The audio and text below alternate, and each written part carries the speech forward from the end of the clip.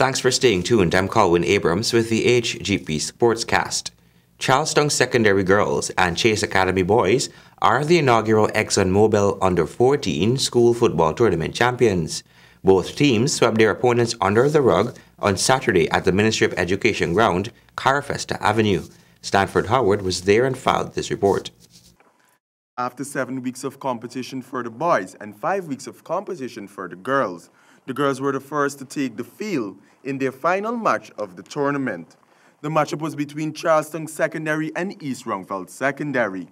Charlestown Secondary had better control of the ball with more possession and passing around the field, which resulted in an 8-minute goal by Shania Easton.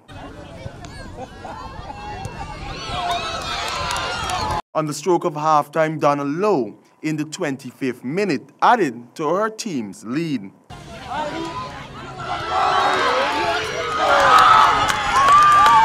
In the second half, the girls from East brought the pressure on to Charlestown with a few good shots, but failed to penetrate the target. Shania Easton, with a double in the 40th minute, hit the nail on the head to secure a 3-0 win. Keeper Donna Lowe, who was filled with excitement, spoke to the media after her team's victory. We are 100% happy that we won the game. Played well, they cooperate well, and so forth. But it was a problem with the passing and so forth. The boys' match was no less action-packed as the girls' match. It was Multi against Chase Academy. Chase got things going when Devon Padmore in the 2nd minute of play got over the keeper's head, followed by Ceylon Sue in the 6th minute. Multi Orlando Dickey put his team on the score sheet in the 18th minute when he netted one for his side.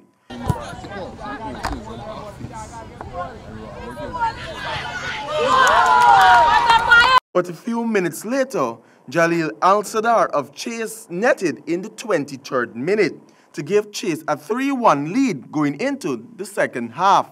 In the second half, the boys from Multi tried to stage a comeback, but were unable to penetrate the defense of Chase as they conceded 3 more goals from Ronaldo Abrams in the 36th minute, Shaquille Liverpool in the 41st minute, and Kevin Mullen in the 40th minute to give Chase Academy a landslide victory, 6-1. The inaugural tournament has seen a total of 263 goals, with Tyrese Dennis of Buxton Youth Developers netting a total 16 goals.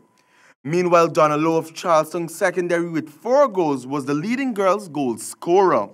The winner of the tournament received a prize of $300,000 to go towards a project the school identifies.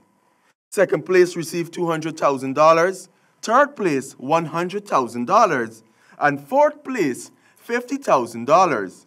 For the HGP Sport, I am Stanford Howard. Tamim Iqbal with bat and Mashrif Martaza with ball toppled the West Indies in the first ODI at Providence. Stanford has more. Bangladesh, who won the toss and decided to have a go with the bat, were put on the back foot early when skipper Jason Holder got Aminul Haq caught for duck in the second over, leaving Bangladesh on 1-for-1. The game was far from over when a few chances went down for Windies, but the Bangladeshi pair of Shakib Al Hassan and Tamim Imlak built a second wicket partnership of 207 runs. The partnership was finally broken in the 45th over when Shakib Al Hassan caught by Hetmeyer off the bowling of Devendra Bishu for 97. Taminul Iqbal continued with a knock of 130 not out as the Windies bowling got loose with their final overs producing 71 runs. The visitors set a score of 279. The Windies didn't have one of their best starts, but a few batsmen went on to make cameos. Chris Gale, who was run out for 40 in the 22nd over, and Gaini Shemron Hetmeyer made an impressive 52. which was proven not to be enough as wickets keep tumbling.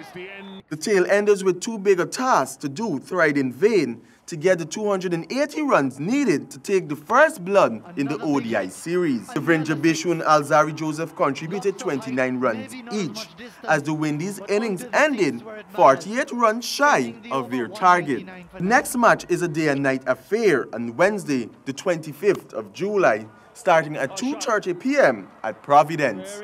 For the HGP Sport, I am Stanford Howard.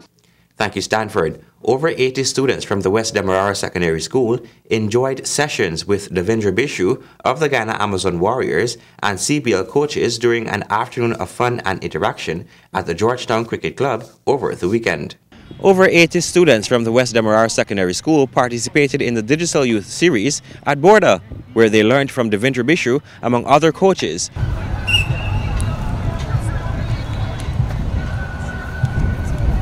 The West Demerara Secondary were the winners of the Ghana leg of the Digital Youth Cricket Series. Students from schools across the country participated for a chance to have a day of fun and learning from the CPL coaches and players.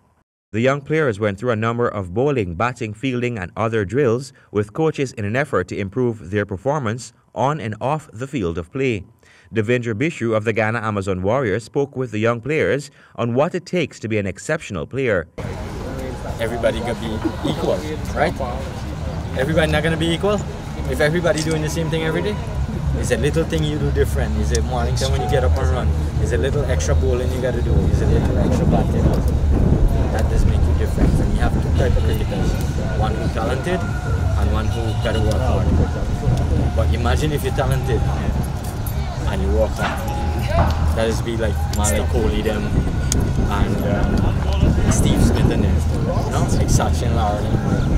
It's different, but the whole thing I'm trying to get to you guys, hard work always pays off. Bishu said he was honored to have been asked to help develop other young cricketers and that players must be developed from the grassroots stages.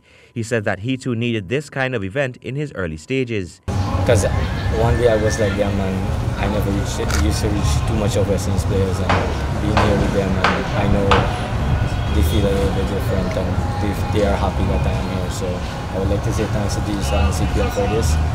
Digital Communication Officer Vidya Sanichara said the company is delighted to have helped the young players further develop their skills. Yes, this afternoon's event is a culmination of our Digital Youth Cricket Series, which includes our CPL brand as well as Digital, coming together to bring community and cricket together and youth. And we know that cricket is something that does that. It brings the community and the youth together, both internationally, regionally, and at the community level. This is our grassroots way of giving back, and the students who are here today, they voted in our Phase 1 Digital Youth Cricket Series for their school to get a chance to take part in the coaching clinic today and to meet our brand ambassador, Devendra Bishu. So this is just our way of cementing our place with cricket, youth and development, and saying that we're around for a while as it relates to cricket and CPL. Not much